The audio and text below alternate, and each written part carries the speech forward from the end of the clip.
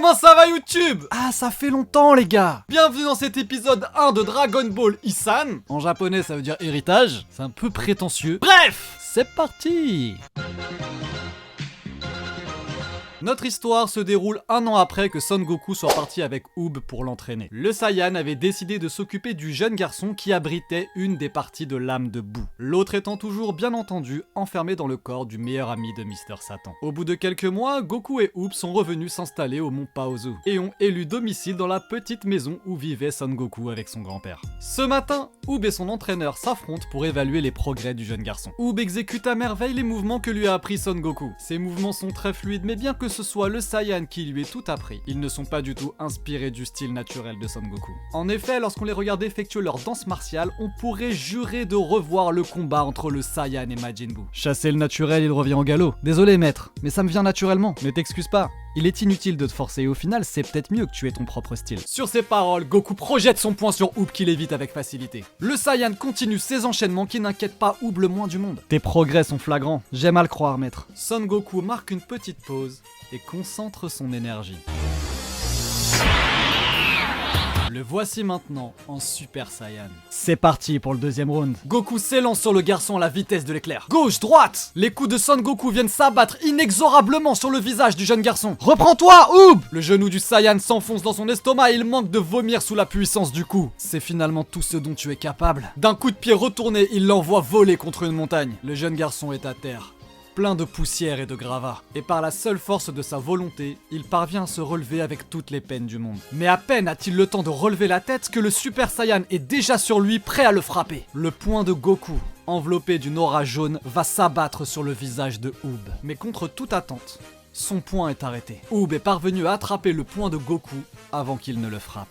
Bravo Oob! Dit Goku avec le sourire. En regardant son visage, Goku découvre paniqué qu'Oob a les yeux révulsés. Non! Oob! D'un violent coup de poing de l'enfant, le Saiyan est projeté en arrière. Directement, son élève le poursuit et lui fait subir une pluie de coups. Oob! Arrête! L'enfant semble devenir sourd à tout ce que lui dit son maître. Goku, qui ne veut pas lui faire de mal, ne parvient pas à esquiver tous les assauts du jeune garçon et finit au sol. Mais Goku se relève rapidement, prêt à recevoir l'attaque de son disciple. Oob! Reprends-toi! Lorsqu'Oob arrive à la hauteur de Son Goku, il est violemment projeté en arrière et s'écroule inconscient. Goku, transformé en Super Saiyan 3, le regarde essoufflé. Il va vraiment falloir travailler ça. Quelques kilomètres plus loin, Son Goten rentre de l'école. Salut maman, c'est moi! Chichi dans la cuisine lui répond. Bonjour Goten, j'espère que t'as bien travaillé. Oui, comme d'hab. Papa est là? Non, il est sorti s'entraîner avec Oob. Pourquoi ça m'étonne même pas? Ne dis pas ça, Goten.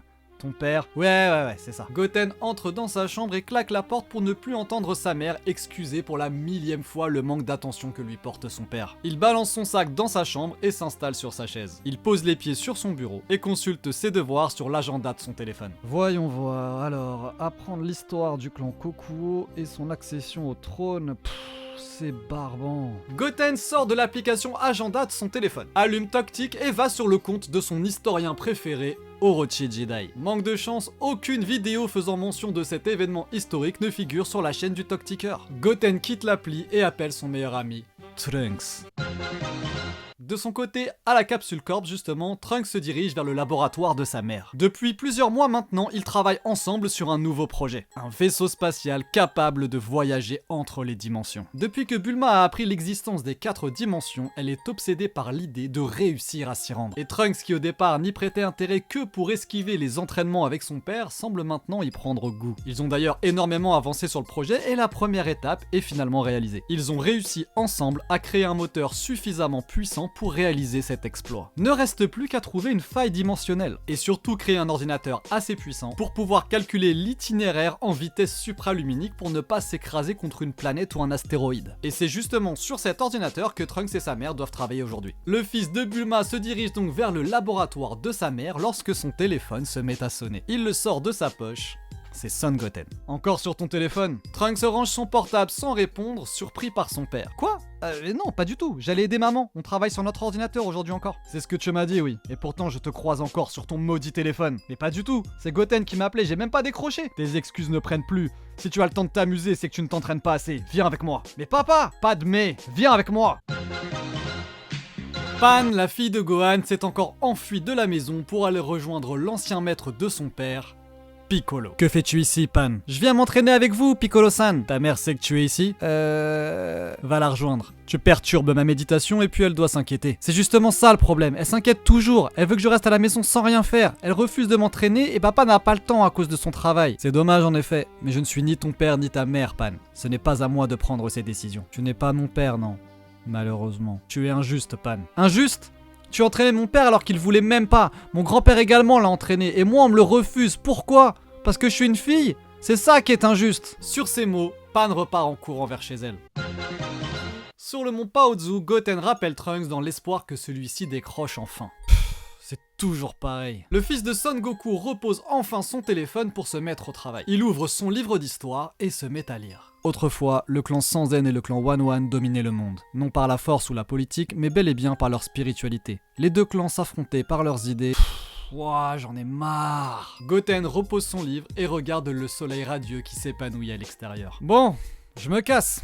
Le jeune Saiyan ouvre la fenêtre et s'envole, laissant derrière lui son travail inachevé. La sensation de l'air sur son visage lui fait un bien fou. Le soleil tape sur sa nuque et lui redonne le sourire. Bientôt, il voit sa destination se dessiner sous ses yeux. Une île proche de Kamehameha mais bien plus grande où Kame Sennin a élu domicile récemment. En atterrissant, il aperçoit Tortue Géniale allongé tranquillement sur son transat en train de feuilleter un magazine quelque peu olé olé. Salut Papy Tortue. Hein? Quoi? Non, c'est pas ce que tu crois. Kame Sennin cache derrière son dos le magazine compromettant. Ah, c'est toi Goten. Excuse-moi, j'ai cru que c'était Bento. Bento? Elle est ici? Non, mais elle vient souvent en ce moment. Elle s'entraîne très sérieusement. Et pour ne rien te cacher, sa présence me fait bien plaisir. Je me fais vieux, tu sais. Ben voyons, je vous rappelle que vous êtes immortel, maître. Mais bref, vous avez un peu de temps à me consacrer? Mais bien sûr. Mais tes parents savent que tu es là? Non. Et de toute façon, mon père s'en fout totalement. Je ne crois pas que ce soit tout à fait vrai. Mais passons. Je vais envoyer un message à ta mère et nous pourrons commencer l'entraînement. Comme vous voulez. À la Capsule Corp, Trunks subit les attaques de son père sans pouvoir riposter. C'est tout ce que tu vaux? Cette période de pète a ramolli. Et alors, justement, la Terre est en paix, à quoi ça sert de s'entraîner comme tu le fais? Fou de rage, Vegeta frappe Trunks de toutes ses forces en plein estomac. L'adolescent tombe à genoux et se met à moitié à vomir. Tu vas me le payer! Énervé, Trunks se transforme en Super Saiyan et frappe Vegeta avec toute sa haine. C'est impossible! Vegeta, qui n'était pas transformé, arrête le coup de son fils avec une facilité déconcertante. Quoi? Tu pensais peut-être que te transformer en Super Saiyan te donnerait l'avantage sur moi? Tu pensais que l'écart de niveau entre nous ne se creuserait pas encore davantage, alors que tu négliges l'entraînement pendant que je dépasse mes limites jour après jour? Trunks regarde son père honteux. Tu n'es pas un simple Saiyan, Trunks. Tu es un des derniers représentants de notre race, et de surcroît, l'héritier de la famille royale. Il n'y a pas que moi que tu déçois en te comportant de la sorte. C'est à tout notre peuple et notre histoire que tu fais honte. Sur ces mots, Vegeta quitte la salle d'entraînement, laissant Trunks réfléchir seul aux paroles qu'il vient de prononcer. Dans les souterrains du mont Paozu, un être endormi et enfermé depuis des milliers d'années semble sur le point de se réveiller. Où suis-je? Ah oui, c'est vrai. Encore sous cette montagne de malheur. Jusqu'à quand ce maudit Shaka va-t-il me laisser enfermer ici? Son Goten est épuisé. Il a enduré comme son père à l'époque l'entraînement acharné de Kame Sennin. Il s'effondre au sol, vidé de ses forces. J'en peux plus. Quel dommage. Moi qui pensais t'inviter aux sources thermales pour bien finir la journée et détendre tes muscles. C'est gentil, mais non, j'ai plus la force de faire quoi que ce soit. En plus, les termes réservés aux hommes sont bien trop loin et j'ai plus la force d'y aller en volant. Très bien, dommage. Je comptais t'emmener au terme de la zone Est. C'est juste à côté. La zone Est? Mais c'est les bains réservés aux femmes. Oui. Mais ils viennent justement d'ouvrir une partie réservée aux hommes juste à côté. Juste à côté? Oui, juste à côté. D'un bond, Goten se relève. Eh bien, j'ai l'impression que je vais beaucoup mieux d'un coup. Ah, c'est génial ça. Le regard désormais totalement idiot, les deux compères se dirigent tranquillement vers les sources chaudes. Ils s'installent dans un bain réservé aux hommes et profitent des bienfaits de l'eau chaude sur leurs muscles courbaturés. Kame Sennin profite de ce moment de détente pour parler à Goten de sa relation avec son père. Que reproches-tu à ton père exactement? Rien du tout, je m'en fous de toute façon. Ce n'est pas ce que ton air renfrogné semble dire. Ouais, peut-être. En tout cas, je le comprends. C'est pas comme si j'étais aussi intelligent que Gohan ou aussi fort que Oob. Je suis pas très intéressant au final. Tu n'es pas comme ton frère, c'est sûr. Mais moi, je te trouve des qualités bien supérieures à celles de Gohan. Ah oui? Et comme quoi? Tes capacités d'espionnage? D'un coup, les deux compères rougissent et regardent derrière eux. Derrière cette petite colline, il y a le bain des femmes, c'est bien ça? Exactement. Que dirais-tu de mettre à l'épreuve tes talents de ninja?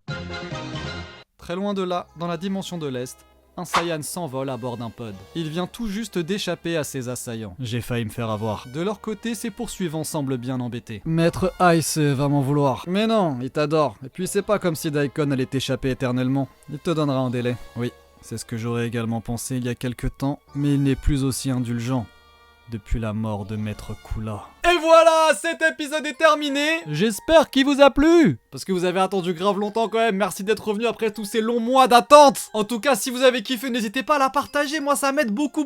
Puis surtout, mettez-moi un petit commentaire pour me dire ce que vous en avez pensé, parce que moi ça m'aide à m'améliorer. Bien évidemment, si tu veux la suite, tu t'abonnes, tu mets la cloche, tout ça, et puis je t'embête pas plus longtemps, voilà. Va à tes occupations, va relire Dragon Ball, va faire un truc stylé. C'était le Shogun. Tchuss.